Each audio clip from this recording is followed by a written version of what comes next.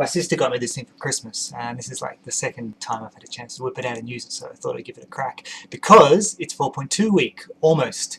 We expect that next Tuesday it's going to be Firelands, and that's going to change pretty much everything for the game, for the server, for the guild, and what you're doing for yourself as a player. So I want to take some time talking about how we're going to approach it as a guild, because it's a big opportunity for us, and we really need to make the most of it. Now, at the moment, we're doing okay, but we're struggling a little for recruitment, getting in the kinds of players we need to do progression rating. And the main reason for this is we're just not an attractive offer based on our current cred for new recruits. We've only got 8 out of 10 kills on normal, which is not great because we came late, obviously. There's plenty of guilds that are in heroic, and there's a handful that are doing 25s at the moment as well. So what's going to happen at 4.2 is it's going to pretty much reset all progression, and it's going to start again with all the Firelands content. So the guy who does the progression thread for Saurfang on the official forums, Eshatron, has said he's not going to be recording kills on the current content. When the new patch hits, it's going to be all Firelands. And that's what people who are looking for raid guilds are going to be looking at, how well we're doing in Firelands. So to make the most of that, we're going to do quite a few changes to the schedule and the way we do things, and we really need to get straight into this and get onto it as quickly as we can so that we can make the most of it. Now this week we're going to continue on our existing content tonight, Thursday. Next Monday, Yudoa is going to give us a night of Firelands training. He's been on the PTR, I think he's on the 3rd boss there now, and he's going to do some drills with us on what kind of movement we need to be doing and what to expect from the abilities on the Firelands bosses. So please be online next Monday. We'll treat it as a regular raid for attendance, we'll make an event, and everyone is expected to be there. Now, assuming the patch does hit next Tuesday, then we're going to wind down our raids on the existing instances, and we're going to get more into the new stuff. So we'll probably be doing Wednesday and Thursday Firelands, and Monday is the existing content, and then we'll gradually move to just Firelands in the next few weeks. The first couple of days on the new patch, Yudoa tells me also that Blizz do a thing where they, for some reason, have huge drop rates for trash epics on new instances. So we're going to spend next Wednesday, maybe even next Thursday, just running trash to pick up as many of those items we can and have a look at the new bosses as well, so we can start to learn them. So look forward to that. You need to be doing your homework to see how you as a player are going to be approaching the new instance. Now, sorry, the new content. I recommend that you start winding up all of your existing focuses at the moment, particularly 353 gear from ZAZG and 359 gear either from crafting or from the auction house or existing raids, because the new lot of gear is going to be 378. With higher for heroics, and that's what you need to be going after. There's a new faction for the new quests, and there's also a bunch of new Valor items available, all epical threads 7 to 8.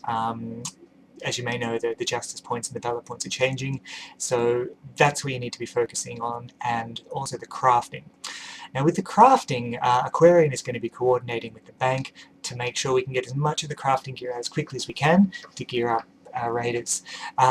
If you can contribute to that, that's excellent. I know a lot of you like to be kind of self-dependent with your gearing, but it's in the interest of the guild to have everyone in the best possible stuff. So Aquarian will be putting a post in the forum and looking at the best in slot gear for people, what's available, and we need a lot of materials, particularly things like True Gold and Hardened Elementium. So those of you who are not using your cooldowns for True Gold, please start coordinating with the bank. We've got plenty of volatiles available, and we want to get as much gear on people as quickly as possible. So look out for that from Aquarian. Yudoa is going to be leading most of the Firelands content. You'll all agree that he's done a great job on the bosses he's been doing so far, so we'll also have a backup in place when he can't make it, but we really want everyone to be following his lead here. So yeah, do your homework. There's a lot of stuff out about Firelands bosses already at the moment. I'll put some links at the bottom of this thread, but start getting out there, seeing what the changes are for your class, seeing what the bosses are going to be like, and what you need to be doing individually. So whether you need to be doing interrupts or kiting or off-tanking or whatever it is, be ready in advance so that we can spend as much time killing the bosses rather than just learning on them and wiping them. So that's most of the Firelands stuff I want to cover now. We'll put the individual raids up with the details as we do them, but start thinking ahead as always. Be proactive. Don't wait for someone to come and kick you up the ass to get into gear. What we'd also like to do is introduce a 4th day just for the first 2 weeks of Firelands as well. So I'm going to put a separate post up for this, but if you're up for that, it's going to give us a real head start and it's going to give us a big advantage of some of the other guilds. I'm thinking maybe the weekend, possibly Sunday morning, we come up for 2 or 3 hours and just spend that time drilling Firelands. So I'll put a poll up, and if you're in for that, please let us know. If we don't get the numbers, we won't do it, but it's only going to be for 2 weeks, and if you can do it, it'll be fun. Morning, that'd be cool. We haven't done that before, and we can all do that together. All right, a few other admin things. I just want to talk about the raid signups for a moment and what the expectations are for that. Things kind of warm. So, what happens when you look at your invites on the calendar? You can accept, you can decline, or you can put tentative. If you put accept, then you are expected to be there. And be there means at 7:15, not 7:20, 7:25. It means 7:15 because we want to get the group sorted and all the materials ready for the flask, etc., to start hitting trash at 7:30. That's when the raid night really starts.